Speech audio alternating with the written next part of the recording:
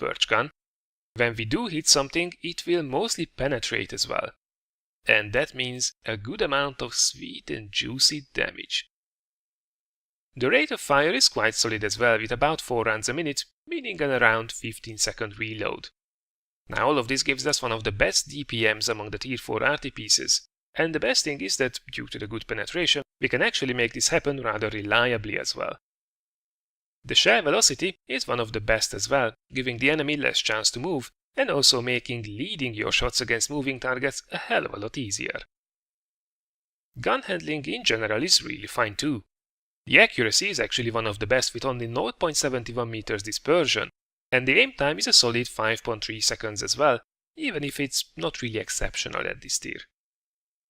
The gun elevation is a rather standard 45 degrees, meaning that you won't be lobbing shells over cover in this machine much. Your gun arc, on the other hand, is an excellent one with a super comfortable 60 degrees, minimizing the need to completely re-aim after moving your tracks. I also have to mention that the gun traverse is a bit more sluggish than with the other SPGs, but it never felt to be anything of a concern really. Moving on to armor, this will be a really quick section. As expected, you don't have any. Even if on paper you have the best protection from this selection, this only means 30mm on your lower plate and a maximum of 20mm all around. That's exactly worth as much as you would imagine, so let's move on swiftly. Next up is the mobility, and this section is a positive one, as you would kinda expect it from most things French. We have one of the best top speeds at 60 km per hour, and also the best power to weight ratio at 16 horsepower per ton. While this is not light tank levels of acceleration, this will come really handy when we have to get out of harm's way. And also it will allow us to relocate to more advantageous positions as the battle advances. Finally, hull traverse is quite alright as well, at least for an artillery with 26 degrees, but don't expect to outmaneuver approaching light tanks just yet.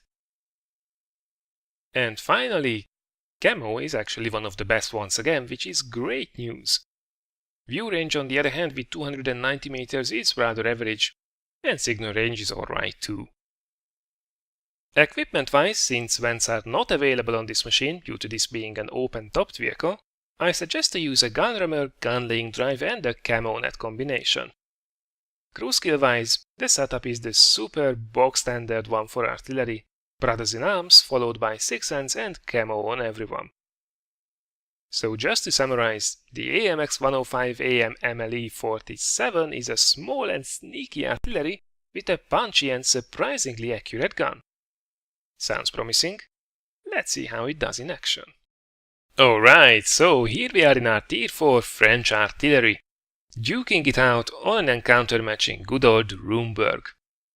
Now, we gotten ourselves into a Tier 6 match, but that's really not a concern of mine. Really, unlike I have to play some of the, crappier versions of these bad boys. Shooting at higher tiered opponents only means that you get more experience and, well, they have more health that we can take away.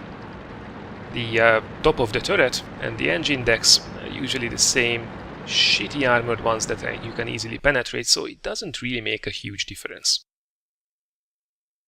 Now, let's see who the first victim will be. Oh, top tier medium tanks sideways onto the enemy front with 3 artillery? Yes, please. Seriously, people, do you want to get one-shotted? Because that's how you get one-shotted. Now there is actually quite a few tanks that I would love to shoot on the enemy team, like the Nashorn or the Flak Bus. That would be a lot of fun. Now that's a very dodgy shot, which is also not really well aimed, so that's more actually down to me rather than the inaccuracy of the gun. As mentioned, this is a rather accurate one, so if I will take care of my shots, I should be fine in most cases. Oh, and that's a nasty hit. I don't think he expected to get hit by artillery there, but there are actually surprisingly a lot of gaps, so you have to know in which gaps you are artillery safe and in which gaps you are not. Let's see if we can do it again with the Churchill. Yes, we can. Only 184 damage though, so that's not exactly wonderful. Shouldn't be really complaining, though we are already well over 1000 damage done. It's not even 2 minutes all into the game. The heavy tanks are playing quite aggressively up on the mid-ridge, so let's see if we can benefit from that. There is the asshole. That's not a position we can shoot at him. If he would be kind enough to just make a move, would be rather nice. Okay, slowly moving heavy tank.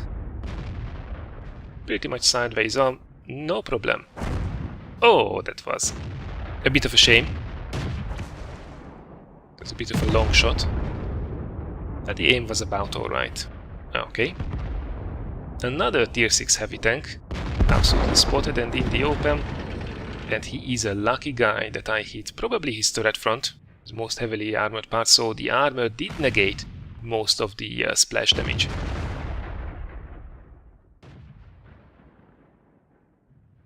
Wow, what is the ARL doing? And he is a very lucky one as well. Well, that's SPG accuracy for you. And this is one of the more accurate ones. So yeah, you can imagine. Still, look at that, another medium, completely